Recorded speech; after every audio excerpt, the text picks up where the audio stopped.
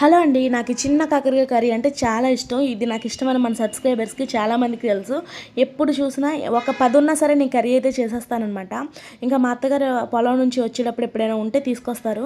అది తీసుకొచ్చినప్పుడు దాన్ని చాలా ఇష్టంగా కడిగేసి, కట్ చేసుకొని, దగ్గరుండి మరి చాలా ఇష్టంగా కర్రీ చేసుకొని అయితే తింటాను. నేను చేసే ప్రాసెస్‌లో మీరు చేసుకుంటే కర్రీ 1 వీక్ ఉన్నా పాడవదండి. చాలా బావుంటది. అయినా 1 వీక్ వరకు మనం ఉంచుతామా అంత బావున్నప్పుడు. సో, ఇక్కడ ప్రాసెస్ అయితే చూసేయండి. ఫస్ట్ అయితే స్టవ్ ఆన్ చేసి ఒక మూకుడు పెట్టేసుకొని దానిలోకి కర్రీకి సరిపోయినంత ఆయిల్ అయితే వేసేసుకొని జీలకర్ర కరివేపాకు వేసేసి అది ఫ్రై అయ్యాక ఆనియన్స్ కట్ చేసుకుంటాం కదా, ఆనియన్స్ పచ్చిమిర్చి అవి ఫ్రై చేసేసి అంటే ఒక 50% ఫ్రై అయ్యాక మనం కట్ చేసి పెట్టుకున్న ఈ కాకరకాయలు కూడా అందులో వేసేసి ఫ్రై చేసేసుకోవాలి. ఈ లోపు కొంచెం చింతపండు అయితే ఫ్లేవర్ కోసం నానబెట్టుకోవాలి పక్కన.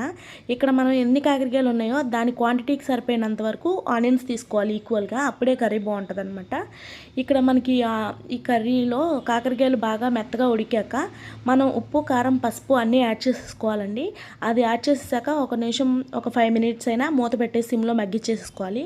ఈ లోపు చింతపండు నానబెట్టుకుంటున్నాం కదా, దానిలో గుజ్జు అయితే తీసేసి ఆ కర్రీలో పోసేసుకోవాలి. ఆ గుజ్జంతా ఇంకిపోయి కర్రీ గ్రేవీ అయిపోయేటప్పుడు కొంచెం బెల్లం వేసేసుకొని కర్రీ అంతా దగ్గర పడిపోయే వరకు ఉంచేసి ఒక బౌల్లోకి తీసుకుంటే మన కర్రీ అయితే రెడీ అయిపోతుంది. అసలు ఎంత బాగుంటుందంటే చేదు అనేది అస్సలు ఉండదండి. సో వీడియో నచ్చితే లైక్ చేసుకోండి. Thank you for watching.